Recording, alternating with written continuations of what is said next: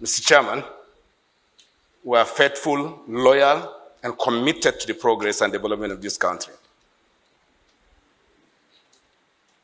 We are Nigerians. I'm not sure we lie to this country. We do not, Mr. Chairman. It is our duty to protect the overall interests of this country by the provisions of the law, Mr. Chairman. The Petroleum Industry Act, the Company and Allied Matters Act, and other enabling regulations and laws that govern the activity of the oil and gas industry. Mr. Chairman, we are not in breach of any one of them. Mr. Chairman, the NNPC is a company owned by over 200 million Nigerians. And I happen to be the chief executive of this company. And the law is clear around what the chief executive of this company will do. Our Memorandum and Article of Association, the Petroleum Industry Act, and all other enabling, including CAMA, which was legislation by this Honorable National Assembly. They are clear that the board and management of NNPC must maximize value for this company, Mr. Chairman. This company cannot have negative profits for 3 years. The CAMA says you can shut it down. Mr. Chairman, it's our job to protect this company, but it's also our job to protect other businesses around us. Mr. Chairman, let me be specific. And I will wait for the public hearing, and I also agree with my Honorable Minister that it should be broadcast live so that Nigerians will hear us, so that all the misinformation that you see today will be put beside, so that Nigerians will know the truth. And all of us here see what's happening in the media. Targeted personal attack on my person, on the institution. And we all know how this works. They are deliberate, they are calculated, so that create the impression that the NNPC Limited and our leadership are doing anything to create economic sabotage in our country. It is far from it, Mr. Chairman. This company has grown, Mr. Chairman. We are proud to say this. From a lost company for 43 years to a profit-making company today, Mr. Chairman. Mr. Chairman, it is very clear from everything you have said through this investigative hearing that you can see the majority of the issues you have raised have nothing to do with the NNPC Limited. Yet, everybody believes, by sheer misinformation, which my minister has highlighted, the NNPC is responsible for creating any economic sabotage in our country. Mr. Chairman, refining business is straight business. You must secure your feedstock, and you must secure a market. This is basic, even for NNPC refineries. And this determines what happens in a refinery, any refinery for that matter. Let me talk straight to this, Mr. Chairman. It's a perfect opportunity also. Mr. Chairman, we have done nothing to sabotage any domestic refinery. Any one of them. There are many of them. Some of them are small scale. Mr. Chairman, but there's a law that guides everything we are doing. Mr. Chairman, the law is clear. My colleague from NNPCL is here. There's domestic crude oil supply obligation. Yes, what it is saying is that process it locally, provide for local refining, absolutely correct. But the law also said that there must be a willing buyer and a willing seller. It didn't say anything else. And perhaps the only way it cannot be so is for this National Assembly to change the law. And I would not recommend this. Mr. Chairman, secondly, and more importantly, NNPC has nothing to do with imports of products that are substandard. It is very clear, Mr. Chairman, there are rules, there are regulators. We follow the rules. Nobody will bring product into this country that doesn't make specifications. If it does happen, it's crime.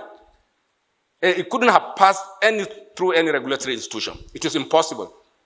We all know what happens. Smuggling does take place. And I'm happy that the Customs Service is here.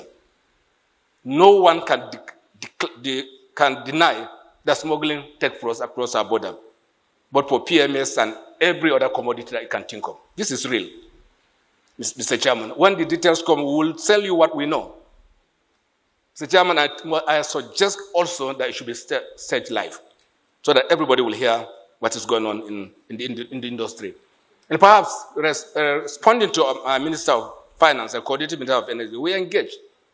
Mr. Chairman, today, this country is producing about 1.65 million barrels today, as of today. We have a clear target and a pathway, which is not just an NNPC-driven process, Mr. Chairman. You must put money before you can make money in the oil and gas industry. You must invest. You must have confidence of banks, and you must have confidence of investors. Today, Mr. Chairman, this National Assembly, both the House of Representatives and the Senate, have set several committees to look at local refining, to look at crude oil theft, vandalism. It is very, very clear that until we address this, no one is going to put his money into the upstream. And that's why NNPC took it headlong and got the support of Mr. President. Clearly, Mr. President understands that doing things different today, which is showing up, and I can share with you, Mr. Chairman, just a month and a half ago, we're actually down to almost 1.4 million barrels per day. It's simply an infrastructure unavailability issue associated with acts of vandals and oil thieves. Mr. Chairman, you will agree that NNPC is not a security organization. But yet, we got the support of Mr. President to set up an accelerated process of intervention, and it is paying off. You have to restore that confidence before you can talk about growth. Let me share something with you, Mr. Chairman. In the year 2020, during the COVID, Mr. Chairman, in one day, our production, without doing anything, we hit 2.47 million barrels per day, 17th of April, to be very specific, Mr. Chairman. And what happens? The thieves and the bandits went to sleep, because there's nowhere to take it to. The market went to sleep. And we now know that without doing anything, we have such capacity. But you can't achieve this until you are able to arrest the situation that is on ground. And I'm happy that this investigation will also bring back part of the reports, I'm sure, of previous Senate committee reports that we have seen, Mr. Chairman. And at the right time, we'll give you all the details. We'll take you through it. You will see the challenges that we are dealing with. That's not about NNPC Limited. It is beyond NNPC. But we also need your help. And I can assure you, Mr. Chairman, we will cooperate with you, with this committee, and the inclusion of this House of Representatives, so that we'll address fundamental issues in the industry that are still hanging, that may not even be within the remit of any one institution that is invited for this gathering, Mr. Chairman. It needs a collective response, Mr. Chairman. And I assure you, Mr. Chairman, the NNPC Limited and our board of directors and our shareholders are faithful, loyal to this country. We do not lie to this country. And we do nothing to sabotage the economic interests of this country. As a matter of fact, NNPC is the economic interest of this country. And we understand this very, very perfectly. Just also by the provisions of the law, and also, and I can share this with you, for me and my colleagues in the NNPC, even by conviction of faith, Mr. Chairman, we will do nothing. We believe there is eternal accountability, Mr. Chairman. Even if you don't unravel what is happening, we know that God knows.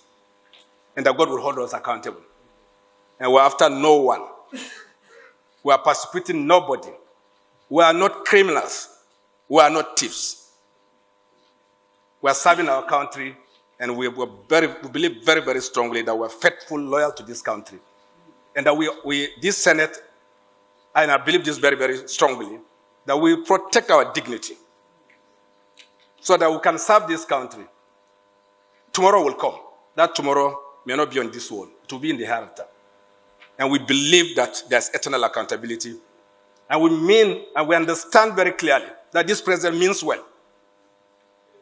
This president has supported every process that is bringing back value to the oil and gas industry. The oil and gas industry is bleeding, Mr. Chairman. We can't speak.